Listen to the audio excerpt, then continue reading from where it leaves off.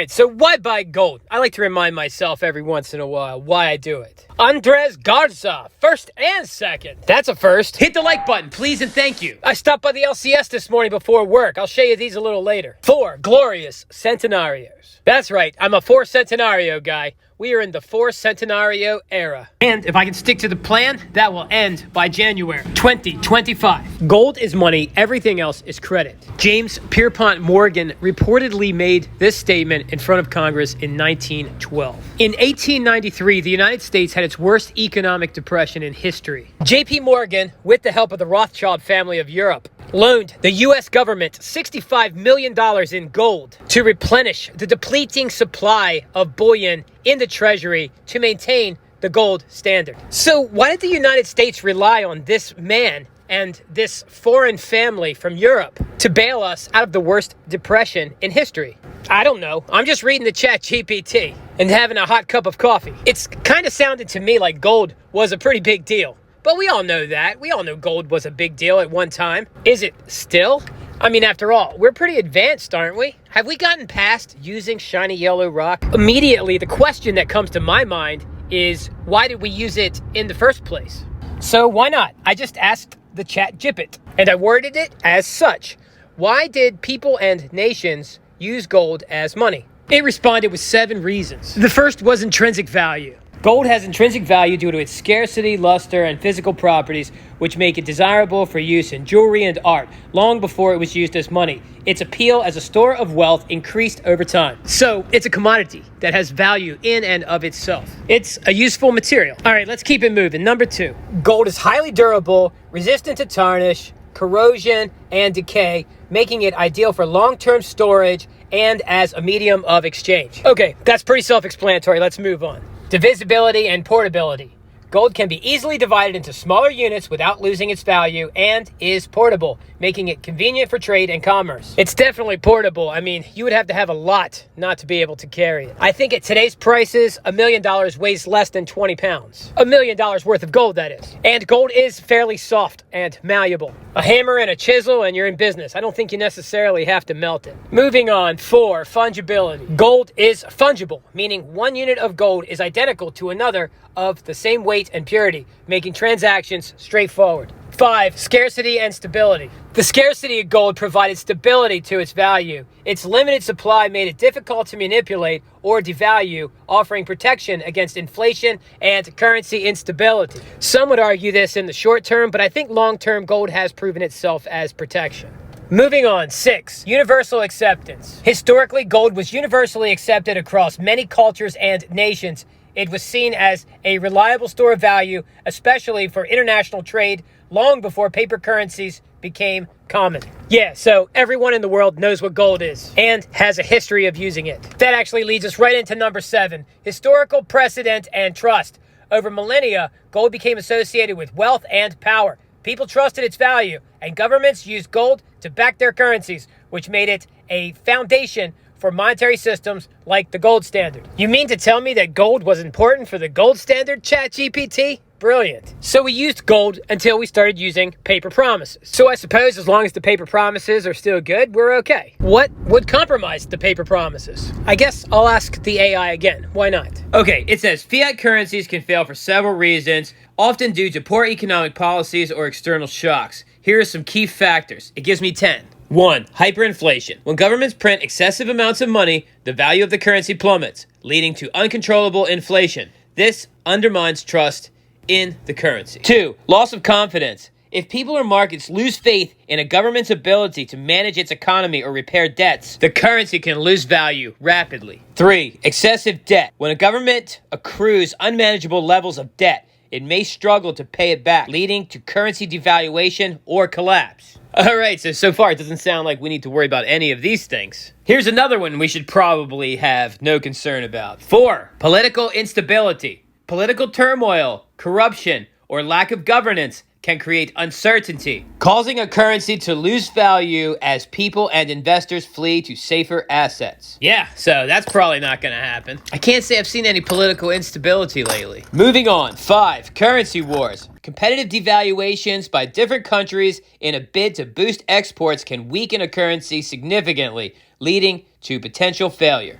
6. External shocks. Events such as wars, natural disasters, or global financial crises can undermine a currency by damaging the economy or reducing trade flows. 7. Poor monetary policy. Central banks that mismanage interest rates, money supply, or engage in risky policies can trigger a loss of confidence in the currency. Here is an interesting one. Number 8, balance of payments crisis. A country that consistently imports more than it exports may struggle to finance its deficits, leading to currency devaluation or collapse. That seems like it could be a real first world problem there. Moving on to number 9, corruption and mismanagement. Widespread corruption and economic mismanagement can erode the fundamentals of an economy, leading to the loss of faith in the currency. I hope I still have your attention. This is a lot of information all at once. I really want you to understand that we have nothing to worry about, and everything will be just fine. So if you need to rewind this and listen again, I don't blame you. I had to do it myself.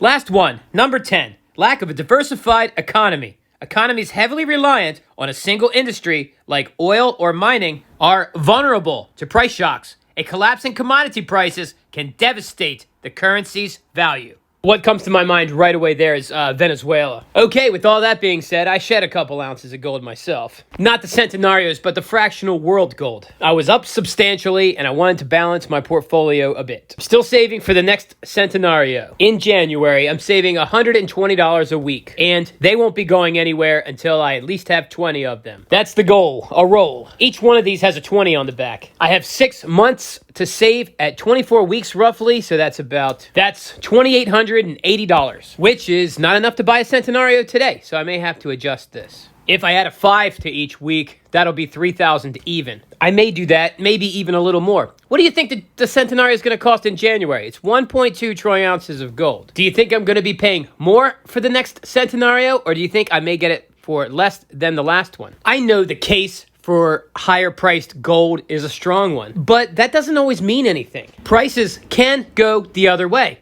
And that's why I try to keep things balanced out, just so I'm ready for the storm. I don't want to be like Venezuela, whose asset is primarily oil. The health of my portfolio resting on one single commodity, or two even, or too few, rather. All right, so here's silver dollar week 67. It's a beaut. It has a luster, but I suspect it's been cleaned, but it's very meaty, and it looks great. And I did not have to pay a lot. I can't believe it's been 67 weeks already. It's tempting to eyeball the charts, the price action, and try to buy into something with one big lump sum at that perfect time. It's a very human thing, and I feel it too, as human as I am.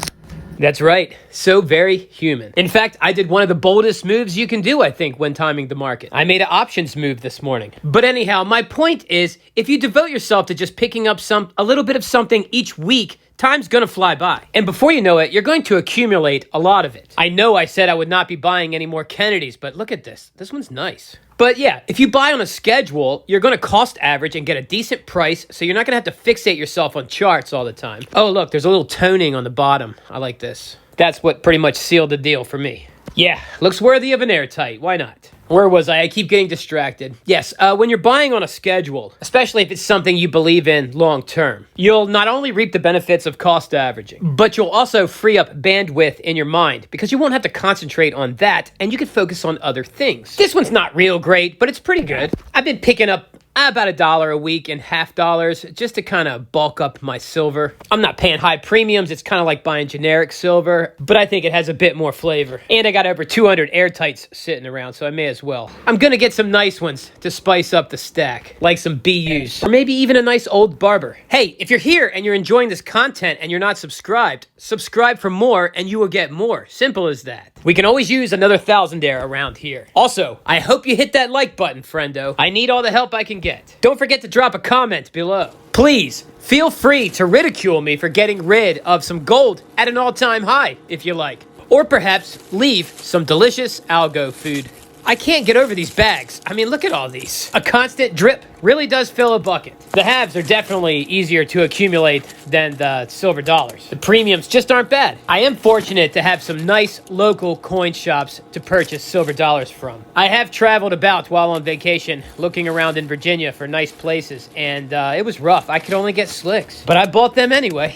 Oh, and don't mistake me, I'm not trying to disparage Virginia. Just maybe the part I was in and the hour radius around it. Well, as always, I appreciate you being here, especially this long. I'll see you later, because that's it. That is it! Thousandaire Radio, wicked shout. Someone gifted these beauties. If you know what they are, comment below. They're gonna get a little salt, a little pepper, and a heavy, heavy sear. All right, I definitely gotta go. I'm getting hungry. These things just melt. So good. Adios, amigo. Thousandaire Radio is now on Truth Social. Find it.